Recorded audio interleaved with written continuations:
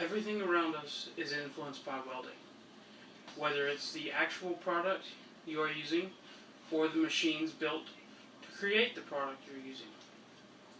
The science of welding, its versatility, and vast importance are what make it one of the most amazing things ever to be discovered by man.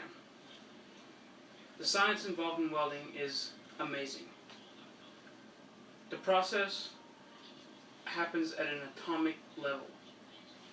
When you strike an arc and create the massive amount of heat, two atoms that have separate electron clouds clash so hard and so fast that they form into one atom. They share an electron cloud. Welding involves creating an electric arc. When you have a piece of metal, you strike the electrode, which is connected to an electrical power source. When that is struck, there's an electric arc created between the two. It takes years of mastery to have this talent to do it in one strike. If you get it too far away, the arc will go out. If you get it too close, the arc will stick, and you basically have ruined your weld. Welding involves a lot of burning gases. Therefore, most people don't do it in very tight, confined spaces without certain breathing apparatuses. The gases are on the rod itself called the flux. What the flux does is it creates somewhat of a sealant around the molten steel. Because the gases in our atmosphere, while they're good for us to breathe, they're not good for molten steel. They create porosity and general bad weld. It can become very brittle and is basically useless. The versatility of welding is astronomical. There are many different types of welding processes, from metal arc, which I mentioned earlier, to explosion, which, as you can guess, uses explosive materials, where any two kinds of metal can be fused together by this massive explosive force. Depending on the process you use, you can weld any kind of material, down from tiny aluminum, thin sheets as thin as my fingernail, up to huge pieces of steel, which that would mostly be used for stick. There are three types of welding, three types of main welding. There is stick, MIG, and TIG. TIG is for your lighter aluminum, your lighter metals. Most guns that are built, most motorcycles are TIG because of the light aluminum that is made to build the frame.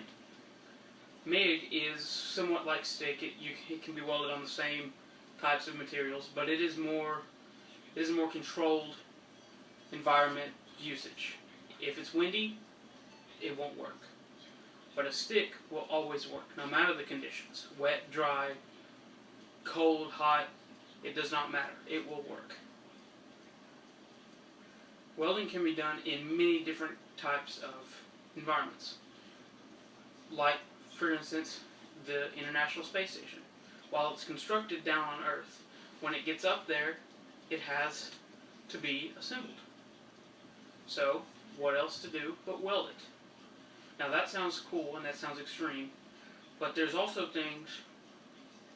process called underwater welding, which most people think electricity and water, that's not a good mix. Well, it's not. But through careful processes, special rods that are waterproof have been created. There are two types of underwater welding. There's wet and there's dry. In wet, all you do, go down with a diving suit, diving mask, your rod, and you weld. No protection other than that. In dry, a module is lowered down to the pipeline, especially over the section that needs to be welded. It is sealed and all the water is released.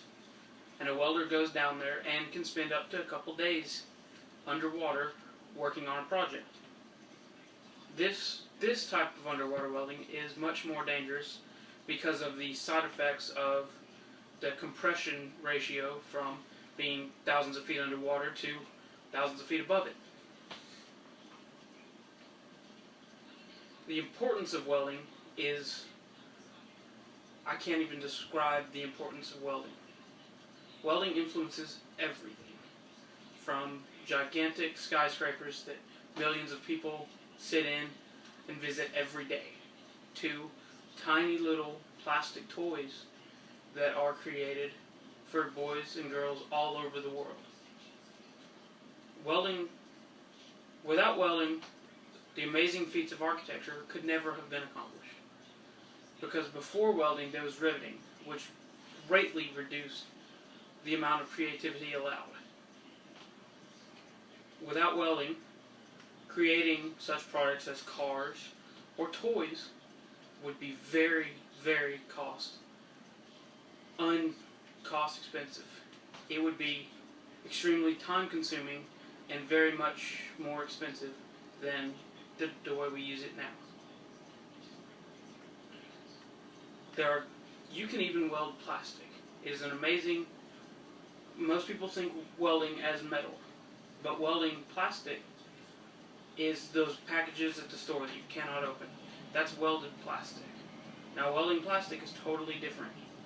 It involves sound waves or friction, depending on the type of welding that needs to be done.